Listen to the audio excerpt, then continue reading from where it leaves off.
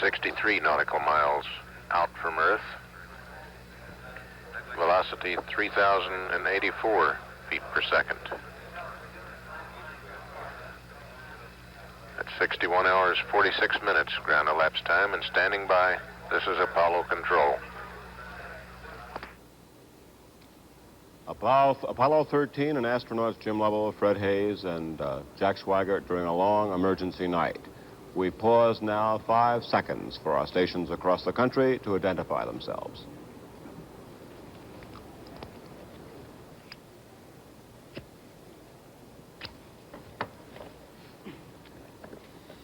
Jules Bergman and Jim Burns at ABC Space Headquarters in New York at, would you believe, almost 4 a.m. Eastern Standard Time on this long emergency night. We've been talking to ABC correspondent Dave Snell in Mission Control in Houston, and we've been listening to Air to Ground from astronauts Jim Lovell, Fred Haise, and Jack Swigert aboard the Aquarius and Odyssey command ships.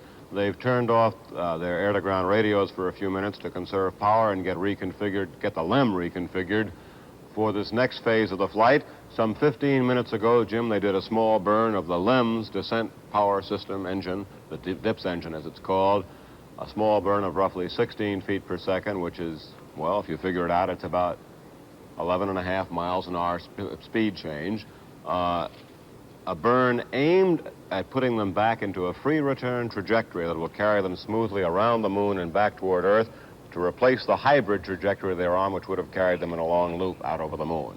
The burn, from all reports we've been able to get, went smoothly and should have achieved its goal. We're still waiting for official word from Mission Control on exactly the orbital elements that changed. Jim, you've been tracking the wives, haven't you? Well, I was interested first, Jules, in that LEM. The descent engine is the engine that's crucial, and it's going to bring them back out of that moon orbit. What about their ascent engine? Is that being used in any way at all? The ascent engine I don't think is being used. As a matter of fact, if I recall my homework correctly, and at this hour of the morning I may not, I believe you cannot stage the LEM in this situation. I'm trying to recall exactly why. Mm-hmm. The descent engine, in any case, would have plenty of power to achieve its goal. That's by far the bigger of the two engines. There was another question came into my mind. These men are going to be out there another, 2.5 to 3 days, perhaps. Are they going to be able to sleep routinely? Are they going to be able to eat routinely? Or is this kind of an emergency one that's going to keep them at those controls practically 24 hours a day? No, I think, well, there's not going to be any routine sleep, I think, for any of these men until they splash down at this point.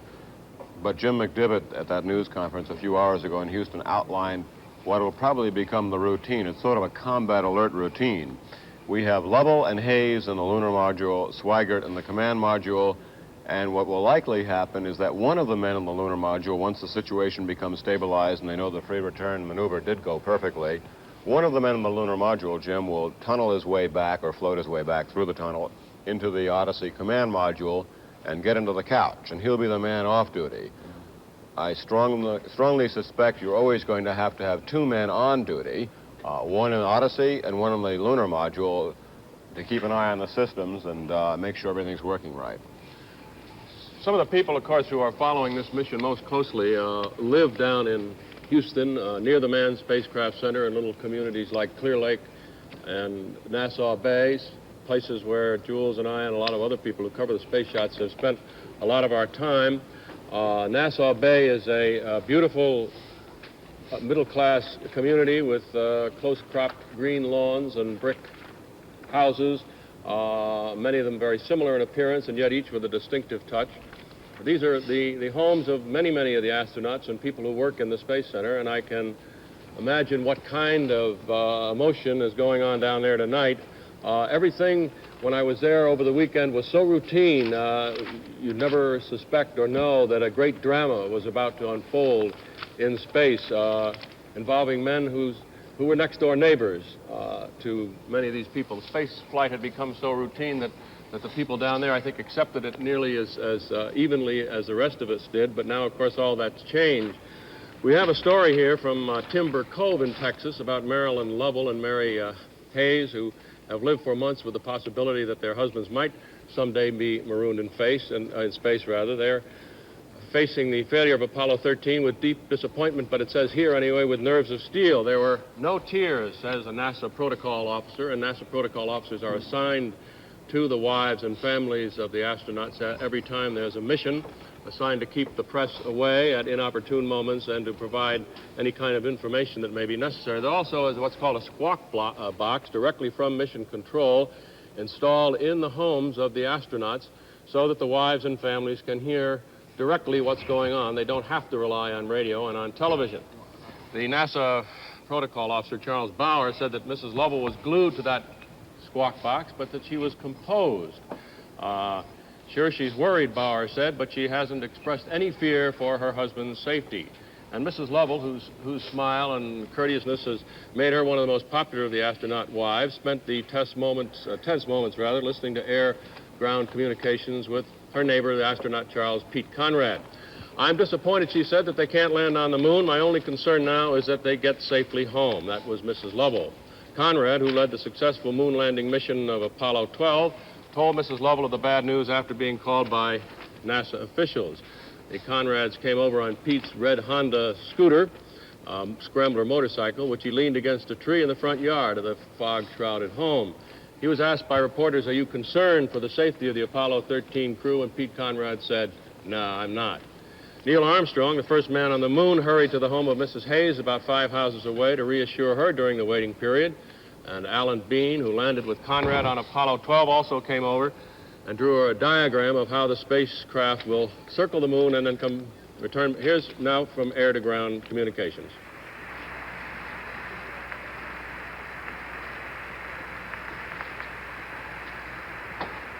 We're looking real close at water usage profiles, and right now things are kind of swinging toward leaving the IMU powered up, powering down the LGC. But we'll have more word for you shortly. We recommend for sleeping that you leave one guy on watch. We recommend you don't make any urine dumps if you can help it, because it'll make a debris problem worse than it is now. And we have some items that you might want to transfer to the LEM.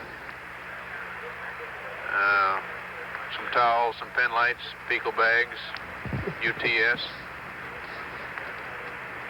And do you have any more items that we can help you out with at the moment?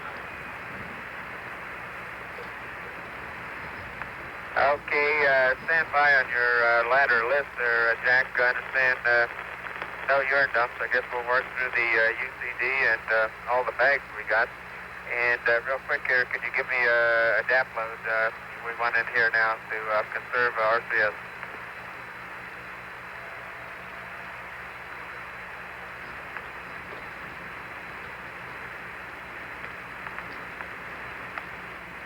And as our animation shows us, that's the way the two vehicles look at this point. The scene in Mission Control here at 5 after 4 a.m. Eastern Standard Time shows many men huddled there around the console of Flight Director Glenn Lunny.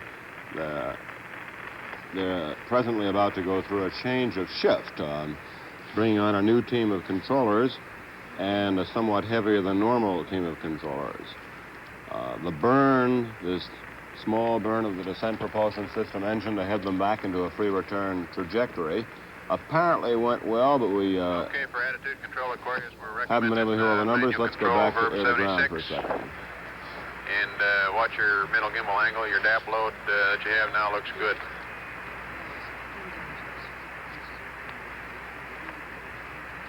Okay, it's at hold verse 76 for the guy on watch. And our DAP load we got right now is okay.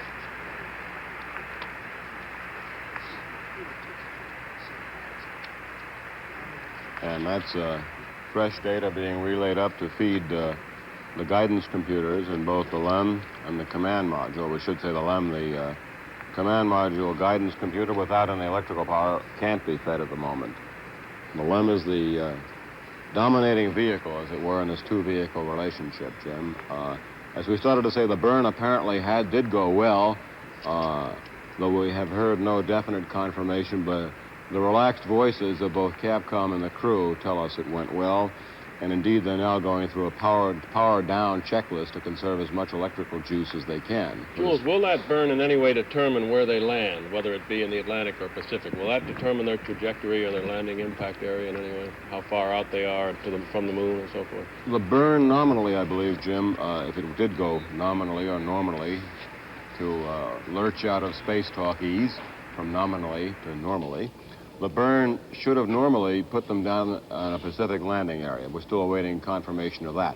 Now, there are a lot of things still not known here, Jim, namely, do we need a second burn? Mission Control is still deciding whether there'll have to be a second descent engine burn done later this evening. My God, it is Tuesday already, and it would be this evening. Jim, you've been checking out the Department of Defense recovery status on ships and airplanes. How do they stand for a possible Atlantic touchdown? Well, Jules, we call the Department of Defense, of course, has people in Mission Control right alongside the flight directors, or at least in the next room. They also have a public information office serving the press there, and we put a direct call into them. DOD, as it's called, the Department of Defense, provides all the support aircraft and the ships for recovery of any kind, either recovery in the primary area, which of course would have been by the Iwo Jima out in the Pacific, or a contingency area, which they say can be anywhere. A contingency area, according to the DOD's plan, which we have here, is any of the Earth's surface between 34 degrees north and 34 degrees south latitude. Now, I'm not sure what that means, Jules, but apparently it's a very large segment of the Earth. Wouldn't that be so? Right. It's about 600 miles south and 600 miles north of the equator. The normal landing area is computed equatorially, from the moon's equator up here, the Earth's equator down here. And the normal rule of thumb, Jim, is that a burn done from the equatorial region of the moon will land you roughly on the equatorial region of the Earth. We have a taped news conference, a news conference that was taped earlier in the week concerning just this problem of recovery, and we'll take a look at that now.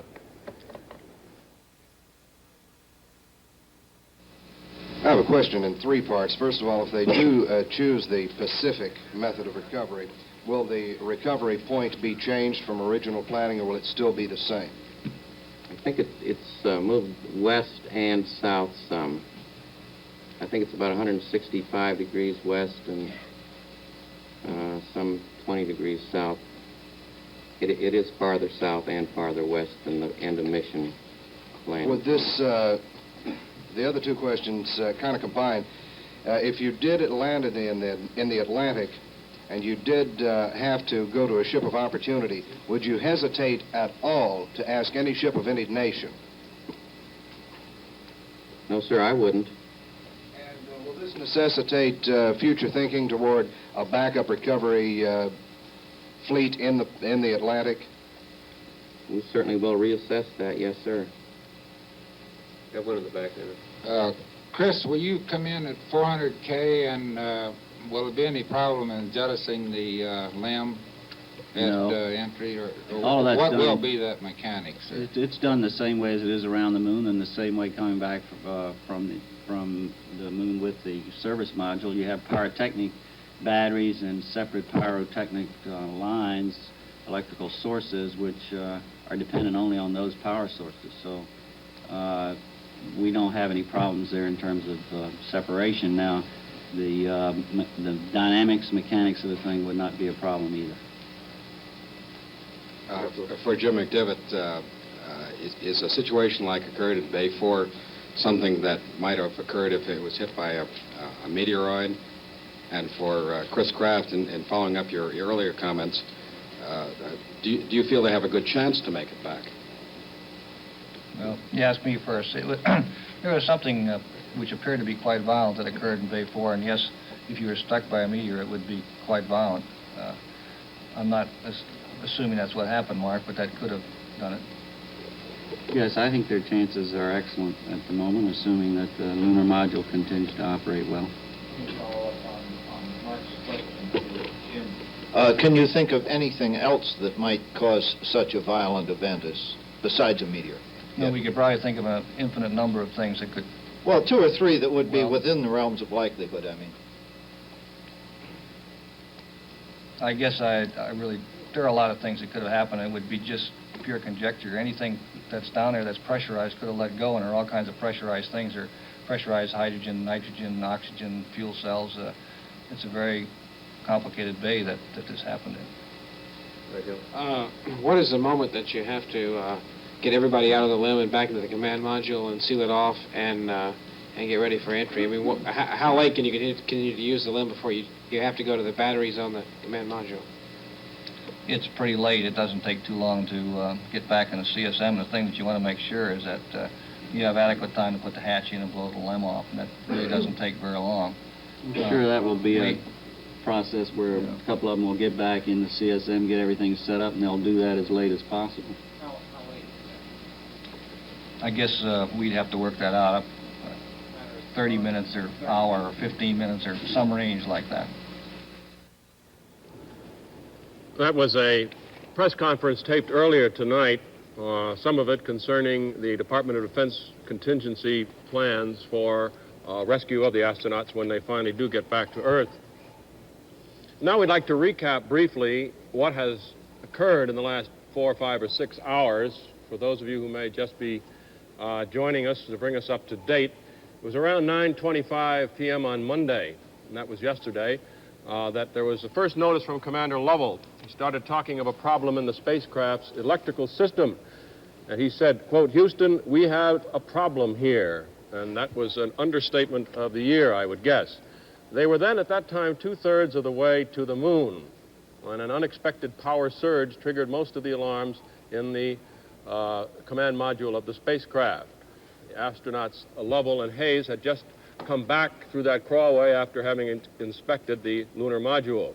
Then at 9:30, Lovell reported the oxygen level in one fuel cell tank registered 0, and he said, "It looks like we're venting something into space." The spacecraft was spewing out, apparently, oxygen or a gas of some kind into space. And then at 10 p.m., more word from Lovell in the command module saying it was a pretty large bang with a warning light, indicating that there was either some kind of a small explosion or that perhaps, as Jules has mentioned earlier, there is the possibility that a meteorite slammed into that section of the service module, causing the tremendous difficulties that they're now undergoing. At 10:04 p.m., Mission Control in Houston, through its circuit telemetry, announces that one fuel cell would be enough to swing them around the moon. At this time, as you know, they were on their way to a pass around the moon. At 10:33 p.m., Mission Control in Houston said, "We're now looking toward an alternate mission, swinging around the moon and then using the LEM descent engine to get them away from the moon and started back toward the Earth." Such a maneuver, of course, would have made a lunar landing impossible, and that meant the end of Apollo 13's primary mission, which, of course, was that moon landing. Lovell and Hayes then went back into the lunar module when Mission Control warned that there were only 15 minutes of electrical power remaining in the command module system. Schweikert stayed in the command module after having knocked down as many electrical circuits as was possible to conserve energy. The source of the power failure was a critical leak in a super cold oxygen storage tank. And so it came to pass that the LM then had to act as kind of a lifeboat for the 3-man crew. Without the LM, if the LM hadn't been attached at that time, it would have been a disaster in space. At 11:12 p.m., Mission Control announced that the SPS engine can't fire. And Lunny said, the flight controller, director rather, said, "It appears we're going to have to live out of the lunar module." That meant that the rest of the mission would have to be directed from the lunar module. Astronauts will remain in there until shortly before re-entry, at least 2 of them anyway. And the LEM, of course, can accommodate 3. At 12:03 p.m., there came an official cancellation announcement of the mission. At 3:42 a.m. this morning, just a short while ago, the astronauts gave a critical burn of their LEM descent engine that apparently worked, putting them in a nearly proper moon orbit. Is that right, Jules? Yes, Jim. It now appears that that critical burn of the LEM's descent propulsion system engine went just about perfectly, and let's refine this. We do have the orbital figures from Mission Control That burn will put them in a 136-mile paracynthion, or perigee, as you may prefer, point of closest approach to the moon. Instead of looping way out, as the hybrid orbit they were on would have taken them, they will now round the moon at 136 miles distance and head back to Earth. It is still unclear whether a second burn will be needed later tonight to get them back. To give us a more graphic idea of what has happened and what will happen, we're going to use our electronic telestrator with our light pencil here and set the situation up. If we can switch to the Moon-Earth globe relationship, gentlemen. Okay. We'll start here with the Earth. That's the place they began this journey from last Saturday afternoon and from which they are now some 220,000, 225,000 miles away, coming up on the moon like that. We've placed them a little bit too close to the moon. Let's do it again. That's the marvelous part of this telestrator. It cancels out mistakes, which are easy to make at 4 o'clock in the morning. They are now some 4/5 of the way to the moon, about 220,000 miles out. Some half an hour ago, they did this burn to change their path around the moon, and they will now glide around the moon some 136 miles at the point of closest approach, like here, to the moon's surface, and automatically head back to Earth. Whether or not a second burn is necessary to get them back on time, well, that's what the computer experts and the guidance experts in mission control are now working on. But the burn was successful. That's what counted. It's unclear as yet whether a second burn will be needed as they come around the moon, and they should round the moon tonight at about 17 hours from now.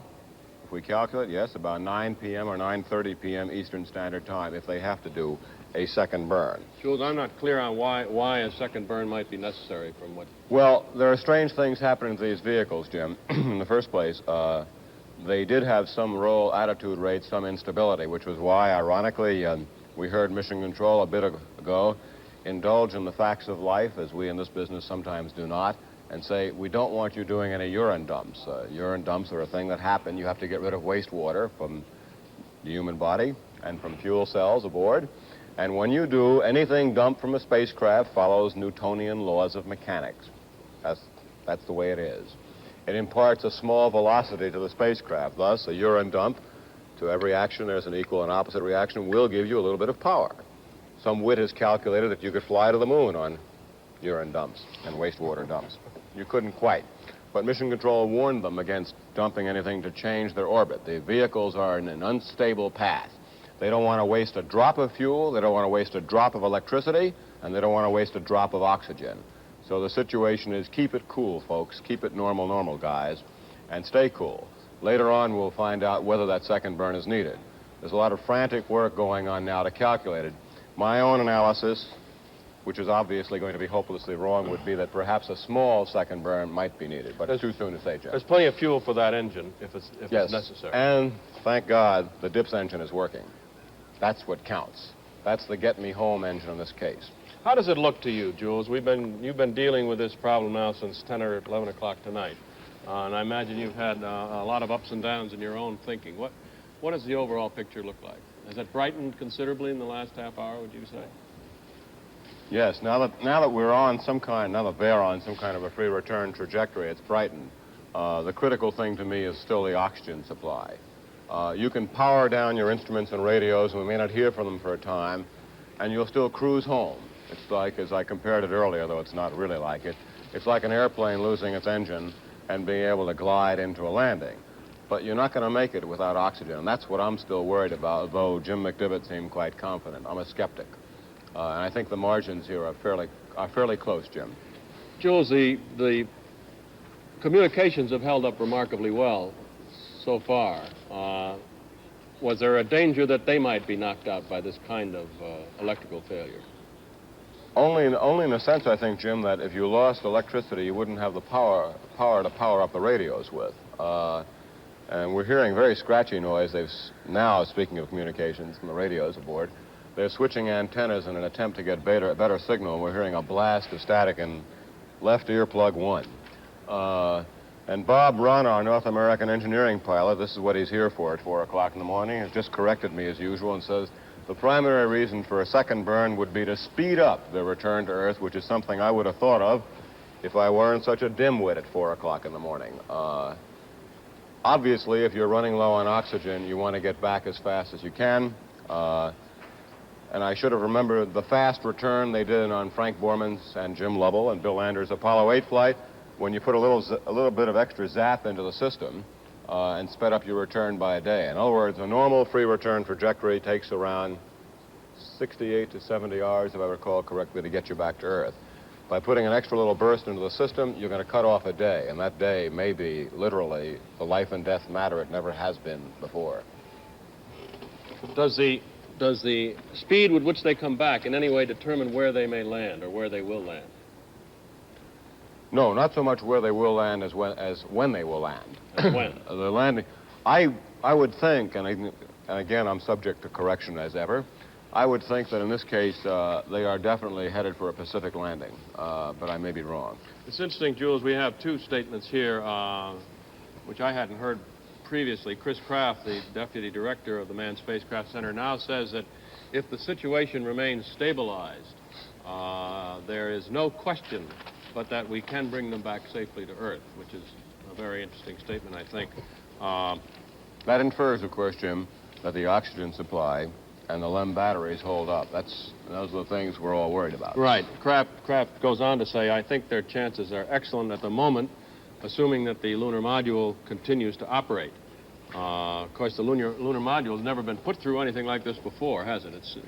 It's an untried vehicle in terms of what it's being asked to do at the present time, isn't that? Yes, that is true, but in reality, of course, the situation it's in now, the usage of consumables, to go back to species, or electricity and oxygen, is really no different than if they had landed on the moon. Mm-hmm. They're using up the same breathing oxygen, the same battery electrical power, as if they were on the moon. And it proves the feasibility, by the way, the efficacy, I should have a better word, a simpler word, but it proves the wisdom, if you will, of LOR, or Lunar Orbit Rendezvous, which is what has made our lunar flights possible, a scheme decided by John Houbolt of Princeton, who was then working for NASA 7 or 8 years ago, and he sold it to the space agency. Without it, we'd have 3 dead astronauts right now. They built in the extra insurance policy. Well, it certainly, apparently, is paying off tonight. One of the things that just crossed my mind was, I know if you're in an airplane and it's starting to go down, or you need to pick up speed, you start jettisoning things out the door, you throw things away. Now, there are a lot of things in this spacecraft, and in the LEM, which aren't going to be used, obviously, because they're not going to land on the moon. Would it help them to get back faster if they started throwing all these things overboard? No, that would be the worst thing they could do. Every time you open the door to throw things overboard, you'd be throwing away the most precious thing left to you. I see. Oxygen. Mm-hmm. Let's have Bob Run up there. He's an old expert on oxygen. He's burning up most of it in our studio. Bob, can you get rid of stuff in the spacecraft? I agree with you. That's the worst thing they could do, would be open up the hatch and throw things out, because they want to conserve that oxygen. And there's no... They wouldn't gain any speed by doing that anyway. And this is the one thing that's critical about space flight, is that even though they have a lot of propellants aboard the LEM, and they could burn that DIPS engine longer than they're going to, they cannot burn it an unlimited amount, because that would mean that they would enter then the Earth's atmosphere at too great a speed. They're limited on that. They enter at too great a speed and would burn up, literally. Well, Bob, they're going to have to get rid of the LEM, obviously, before they come into the atmosphere. Now, that's never been done before, right? That's right. That kind of thing. Is that going to cause some serious problems, do you think? Well, let's go back on that. On Apollo 9, they essentially got rid of the DIPS engine. They made a burn there to simulate what they're actually going to have to do in reality now. So they have jettisoned the LEM in Earth orbit, but they were not going as fast then as they will be going now on their return to Earth. Bob, there apparently will definitely be a second burn. You've won the last half of that six-pack or whatever it was you wanted. Okay. Jack Lousman at the Capcom and Mission Control has just sent up word to Jim Lovell, and Jim Lovell was pretty scratched on the air-to-ground, but he acknowledged it, that there will be a Next burn, he said, we're computing the numbers on your second burn, and we're going to relay them up to you as fast as we can. The second burn could be somewhat sooner than anticipated. That is still unknown. They also have been able to identify, they think, the gas that was floating past their windows, which at first Lovell and Hayes said was a gas of some sort, and the droplets then turned into snow and drifted off like feathers, our story here says, from a melting bird. The gas was oxygen, the very commodity on which their lives depend. Now we're going to go back to Mission Control in Houston and get a fresh report at 3 o'clock in the morning there, at 3:30 in the morning there, from pool correspondent Roy Neal, standing by in Apollo Mission Control. Mission Control has begun to quiet down now. A number of the management people have left, and the situation is beginning to stabilize. At the moment, the flight directors are still working with the various support rooms and with the controllers here in Mission Control as they determine best how to allow some sleep time, some rest time for the astronauts of Apollo 13. The plan being at the moment to power down the LEM guidance computer. As a matter of fact, they plan to power down all non-essential power systems on board to conserve power as much as possible, and then using manual control to begin to slowly spin the spacecraft so that the astronauts will remain in a reasonably comfortable situation for a rest period. They also plan to have one of the three astronauts, which one we don't know yet, remain awake, a sort of watch operation as the spacecraft proceeds slowly. We don't know exactly what time the astronauts will be put to sleep or for how long. This, too, is being worked out. We do know, however, that the free return burn, as they call it, was nearly perfect, as near perfect as anything that could have been done. So the spacecraft, at its closest point of approach to the lunar surface, will be a little more than 136 miles out, and we still expect another burn to be made at approximately 79 hours ground elapsed time, which will bring them home considerably earlier. So, Mission Control then, steadying down, stabilizing, same aboard the spacecraft. Roy Neal in Mission Control. And that was confirmation from correspondent Roy Neal at Mission Control that the DIPS burn, the free return burn, if you will, did go perfectly, carrying them around, and it will carry them around the moon tomorrow night. Tonight it is, I'm sorry. Tonight, about 17 hours from now at a closest approach distance of roughly 136 miles. A second burn apparently will be needed to speed up their return to Earth. It will cut 24 precious hours off their return and conserve much precious oxygen, Jim.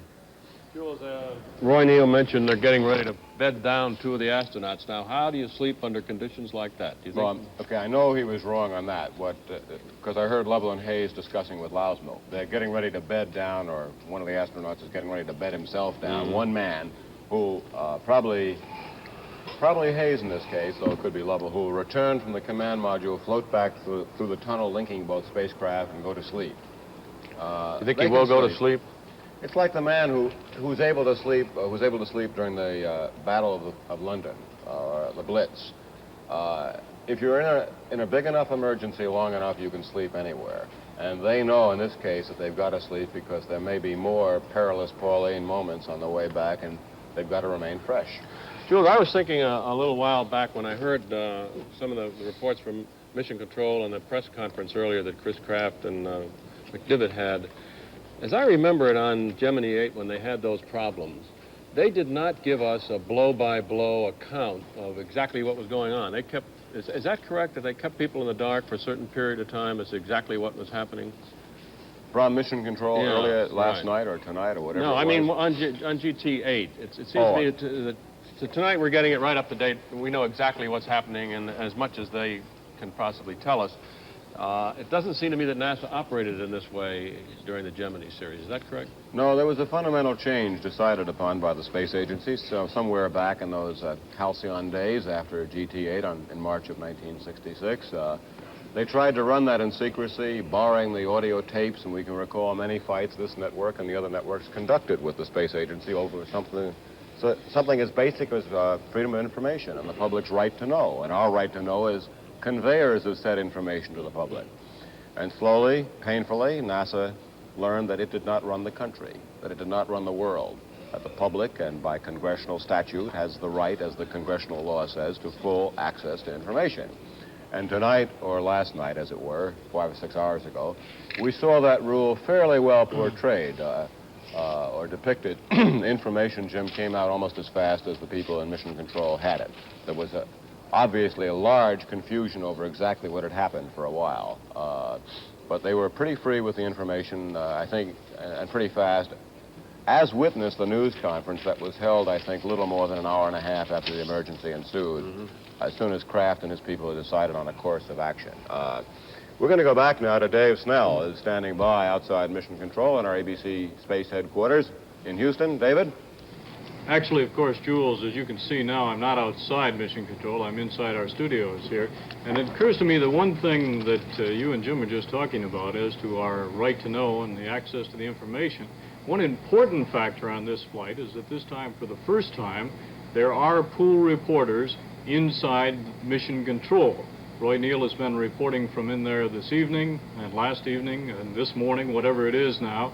And I was in there along with a print media reporter on Saturday for a liftoff that was very nominal, nothing very exciting about it. But the important thing is that we were inside. I think this is a breakthrough. And there may be several reasons that could be advanced for why the breakthrough took place. Certainly it's good for us and for the public that it did take place at this time. It may have taken place, as Brian Duff, the information officer of NASA, stated to me the other day, because of maturity, a maturity on the part of the press and also on the part of NASA. He said, we have learned to trust you and you've learned to trust us, and so on. On the other hand, it may very well be that one of the reasons why we now have access to the inside of Mission Control, which used to be available to the friend of any congressman or the friend of a congressman, but not the newsman, one reason why we now have that availability might very well be that, well, there is a decreasing interest among the public of the space effort since Apollo 11. Also, of course, the congressional cuts that we've talked about later. It may be a little PR effort on NASA's part. That's a possibility. The other thing we have to report here from Houston, and actually from Timber Cove, Texas, which is just down the road in this general NASA community, is the state of the well-being of the wives of the astronauts. Certainly these latest reports that we've been hearing from Roy Neal and from Mission Control have been very well received by the wives. And while some of the astronauts may or may not be going to bed, it's a pretty good bet that so far the wives of the astronauts are not going to bed. We received a report just a few minutes ago that Marilyn Lovell said she wasn't going to say a single thing until Jim got home. Well, that's going to be quite a long time, and the chances are that she'll be saying a good deal to the people who are inside her home. This evening, among the people who have been inside have been astronaut Pete Conrad and his wife. As Jim reported earlier, they came over on their Honda a little earlier in the evening, and reporters wanted to know whether Pete, that is, really thought things were really going to be difficult. Are you worried? Are you concerned? And he said, no, he wasn't concerned. Well, I think that may have been a little bit of PR too, but anyway, he went inside along with his wife, and they have spent a good deal of time with Marilyn Lovell trying to keep her from being too concerned. Also, Mary Hayes got a visit from Neil Armstrong, the command module, or the commander rather, of Apollo 11, first man to set his foot on the moon. He came over when the word came that there was some difficulty. And also Apollo 12 astronaut Alan Bean showed up. And Alan Bean, we are told, drew a diagram for Mary Hayes to tell her just about the kind of thing that Jules has been showing us. Just what kind of a thing had to be done with this burn to make it go around the moon so it could come back and land safely, hopefully in the Pacific, if not in the Atlantic. I'm sure that all those contingencies were discussed by the astronauts for Mary Hayes. The report from Deke Slayton came as soon as the word was known that there was difficulty to the wives, and then a little later he called up and said there is no personal danger. But of course, as we all know, and as I'm sure the astronauts' wives were informed by the astronauts who dispatched themselves to their homes, there was some danger, and there still is some, but certainly this latest report from Mission Control indicates that things are a good deal better than they Dave, were. Dave Snell, can you read me? Yes, Jules, I hear you. You don't really seriously believe anybody's going to sleep in those homes in Timber Cove or El Lago or Nassau Bay tonight, do you? Well, as a matter of fact, Jules, already there is some sleeping going on. We had a report that... LGC powered up. We're going to go back to air to ground. We had a report a little earlier. We proposed to let's power listen to down Mission the Control. LGC to save some power. However, this means that we lose the use of the TTCA, and we'll have to control the spacecraft with a hand controller in a direct mode.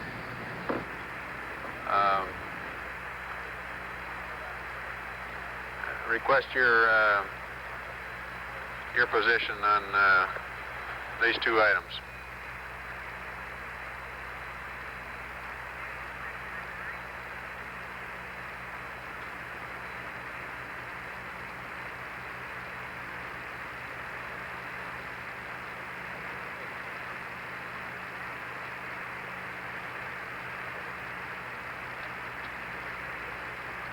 And what we were hearing there was a two-way discussion between Capcom Jack Lausma and the crewmen aboard Apollo 13 about the best way to save electrical power. Enterprise Houston, how do you Here we read? go back. Let's go back in.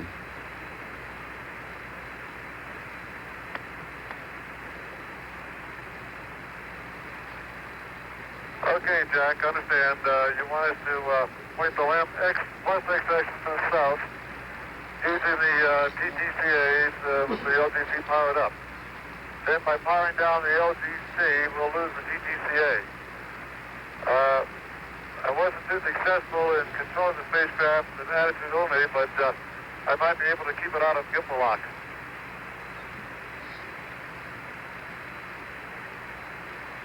That's affirmative, Jim. We'd keep your ball powered up and go to direct on a hand controller and maintain attitude in a direct position.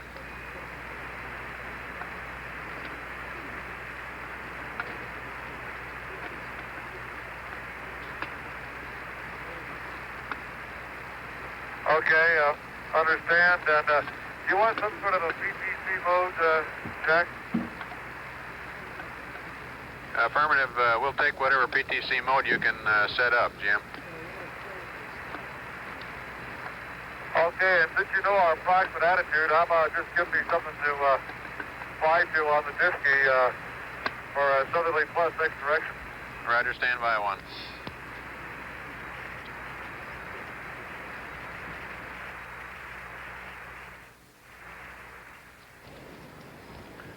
And what we're hearing there on the air to ground, Jim, is a discussion between Capcom Jack Lausma and Apollo 13 spacecraft commander Jim Lovell on how best to save fuel and electricity and maintain a thermal balance, and we can illustrate what that's all about, we think, with our models.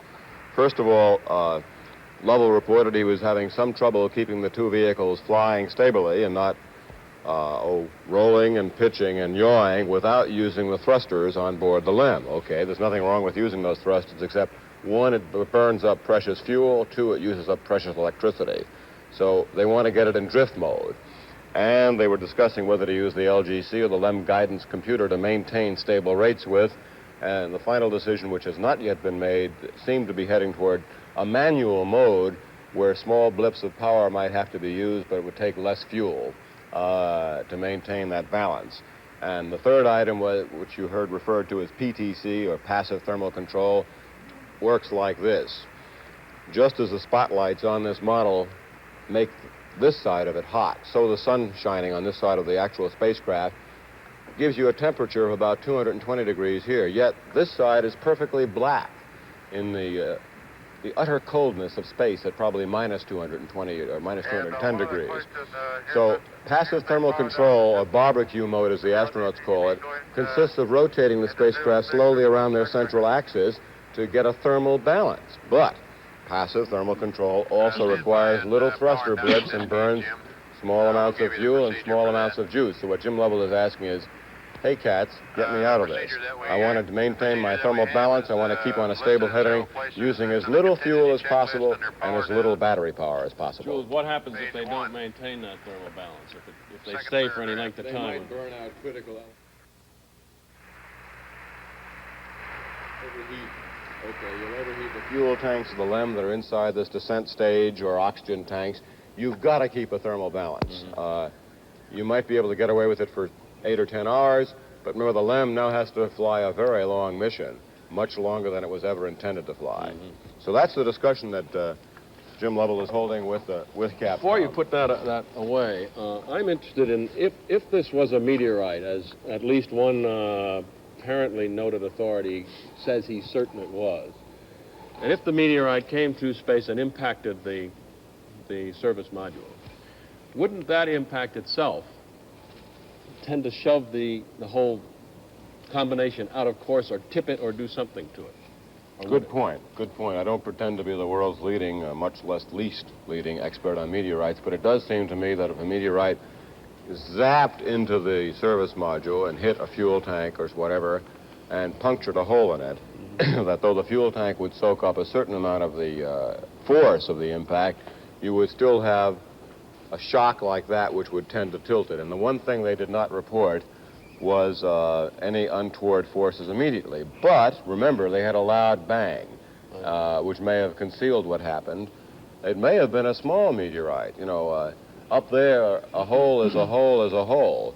And whether it was a BB size piece of meteorite or a 16-inch naval cannon size, it did just as much harm. In the vacuum of space, that fuel went whooshing right out.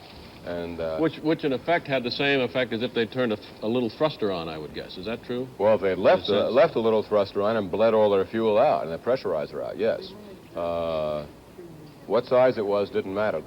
The meteorite or whatever it was got them in trouble very rapidly. I note here that one of the three men did, in fact, report there was a jolt. I haven't seen that. Well, the pilots reported hearing a bang, which we know about, and feeling a jolt when the emergency warning lights flashed on. And then a few minutes later, Lovell said, we're venting something out into space. So apparently there was some kind of a little feeling of impact there. Well, yeah, of course, now that I think about it, Jim, the fact that there was a jolt is in itself not conclusive evidence. If, for example, a fuel tank or a fuel line had exploded, that would have given you a burst of energy, like an engine or a rocket engine burn, and that would have been a jolt. So the crime of it is that no one's ever going to discover exactly what happened. Jules, I'm sure there's been an awful lot of research done and studies made and so on about possible impact possibilities with meteorites. What is the average, or what are the chances that every study I've indicated indicates, Jim, that the probability of a meteorite impacting you is pretty small. Let's go back to air to ground now and get the latest. Pretty easy.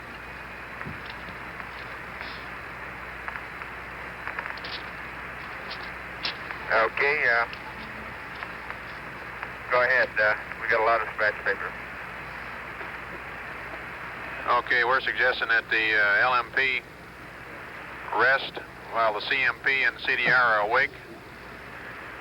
LMP ought to hit the sack at about 63 hours, coming up in 25 minutes, and you get the rest for 6 hours. You get up at 69 hours. At 70 hours, the commander and the command module pilot sleep for 6 hours until 76 hours. Around 76 and a half to 77 hours, we'll do a P-51 and a 52. At 78:30, we'll load P-30 and align eggs to pings. Our ignition time for a second burn will be presently 79, 25, 26.5, and we'll have a pad for you shortly. We suggest that all of you eat after the burn. That'll be 81 to 82 hours. that the CMP and CDR eat while you're sleeping. And that you grab a bite as soon as you can. Over.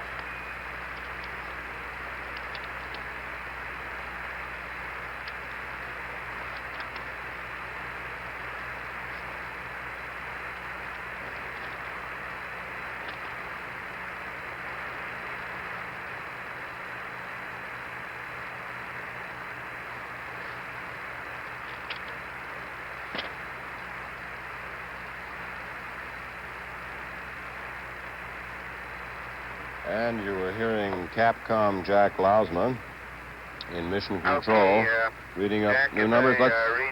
Let's go back to the air to ground now. The LT is to go to sleep at 6300 for about 6 hours. During that period, the CDR and CMP should try to get a bite to eat. I'm awake at 69 hours. CDR and CMP sleep at 70 hours.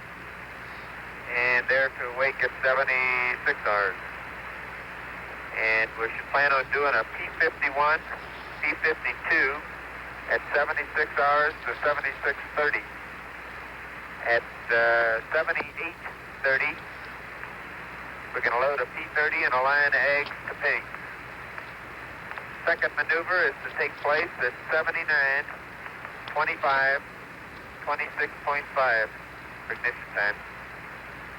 And then we're all to eat at 81 to 82 hours. Okay, with minor modifications, your P51, P52 will be about 77 hours. And that's a period of darkness. And the commander and the CMP ought to eat around 68 to 69 hours, and you should eat between 69 and 70 hours just after you get up. We have left an hour in there where everybody is awake together to talk things over. Go ahead.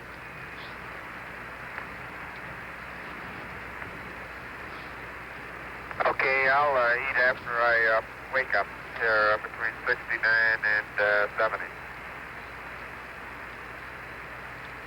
All right, we have additional... And we got the correction of people. Go ahead, Fred. Yeah, we got the word to P51, P52. It's going to be done around 77 hours while we're in darkness. That's affirmative, and we have a work rest cycle laid out for further on, which we can relay to you later.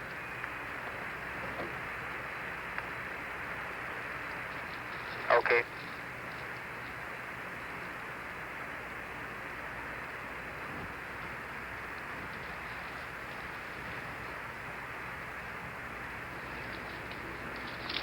And we're hearing the confirmation there from Capcom Jack Lausman. Okay, and Houston, you have advice on what attitude you want me to go to? Okay, that'll be the next bit of information. I'll get that for you, Jim. That was Jim Lovell answering Capcom Jack Lausman. And what you heard there could be called an emergency flight plan update on which crew member will sleep, what they'll do next, and deciphering it all. Lunar Module pilot Fred Hayes will go to sleep soonest in a little bit less than an hour, and will sleep for 6 hours, and then Spacecraft Commander Jim Lovell will get his turn. They're all going to eat on the run, as it were, grabbing a quick snatch of food here and there. The amazing thing about this whole conversation, Jim, is that it was so cool and calm and collected that you wouldn't know from what Hayes said or Lovell said that anything had gone wrong. It sounded like a normal flight plan update on a tickety-boo mission instead of a living an emergency. Certainly true. If someone just woke up and turned on their radio and heard this air to ground, they'd think, well, everything's fine up there, and probably turn the radio right back off again. You've talked about the critical oxygen supply, Jules. How about water? Isn't that another... The LEM is limited in the amount of drinking water it can have carry aboard it, and that's why they've told them to take it easy on that, too. But I don't think it's going to be that critical.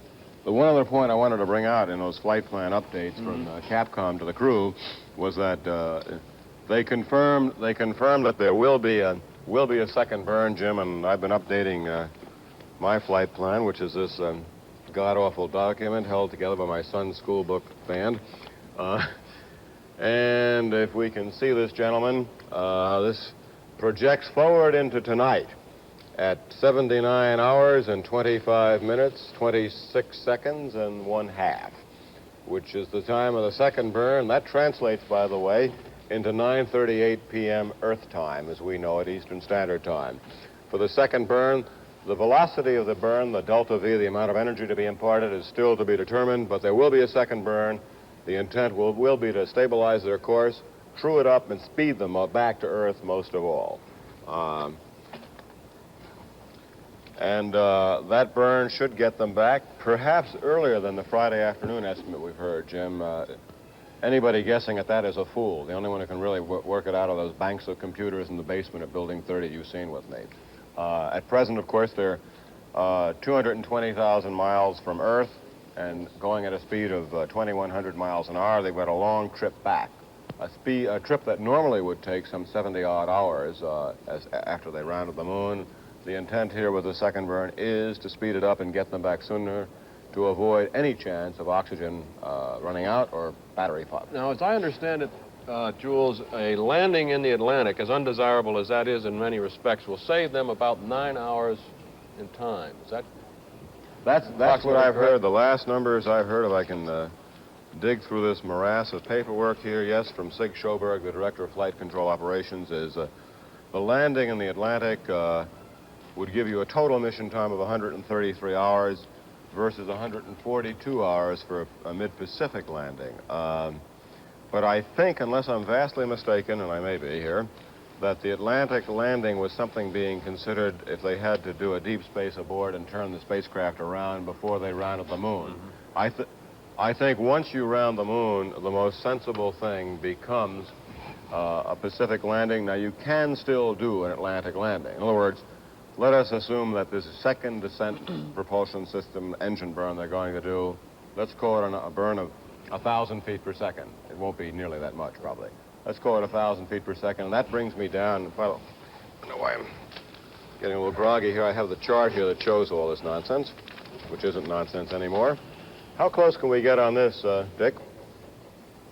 Not too close. Can this camera do better?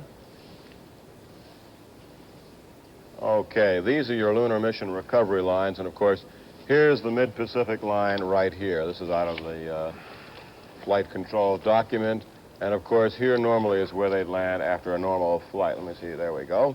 Okay, there is a Far Pacific contingency line, or a WPL, a Western Pacific line, and of course, over here is the AOL, or the Atlantic Ocean line, which you can get back, as you noted, Jim Burns, somewhat faster too. But, of course, there are no ships there. There could be some ships there within 2 days, I'm sure. And in this case, they'll land anywhere where they can get to safely. This is where you want to land, here in the Central Pacific, if possible, where we're accustomed to Apollo spacecraft landing after lunar missions.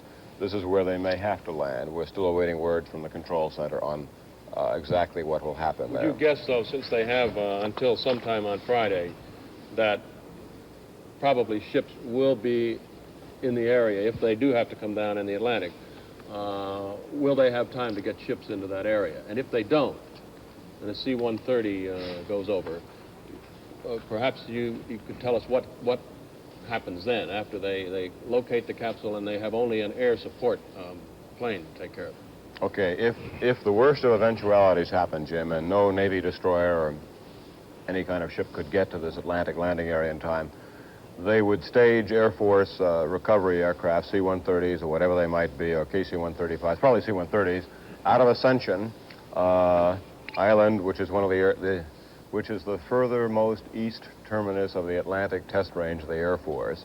They would stage those aircraft with frogmen and swimmers and rafts, and that would be acceptable. You could have the support rafts to hold the spacecraft in the water, and you may get seasick, but it's better to be seasick back here on Earth than stranded up there. Perhaps even a merchant vessel could be utilized for the Atlantic recovery. As some wit noted earlier in the news conference, are there any Russian submarines in the area? And I'm sure that if there were, it's an unlikely place for Soviet submarines, I'm sure they would pitch in and rescue these men. But the Russians have been pretty open about that kind of thing recently, by the way. They returned part of what was apparently the Apollo 9 lunar module Bob Ron referred to earlier. They returned that to us a few weeks ago. Assuming the C-130 affects the rescue and the pararescue men jump, they could theoretically stay with that capsule for a day or even more until a ship came by. Is that right? Right. And we're talking, Jim, in any case, of a landing no sooner than Thursday afternoon or, say, 54 or 5 hours from now. And I'm sure that emergency orders have already gone out from the War Room at the Pentagon and the Recovery Room in Houston, Mission Control, to get 1 or 2 destroyers headed there very rapidly. We'll recap the situation in a moment. Let's pause now for 5 seconds so our stations may identify themselves.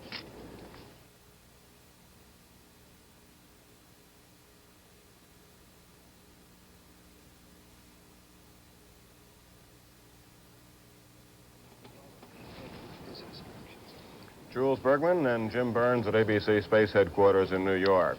Long into the morning, close on 5 a.m.